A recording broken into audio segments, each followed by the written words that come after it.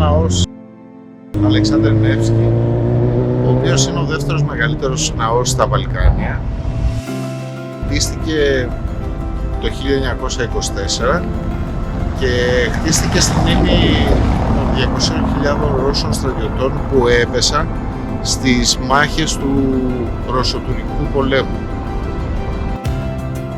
Η τρούμη του είναι χρυσοπίκλητη, οι καμπάνες του ψυγίζουν πολλούς τόνους. Είναι ο δεύτερος μεγαλύτερος ναός στα Βαλκάνια.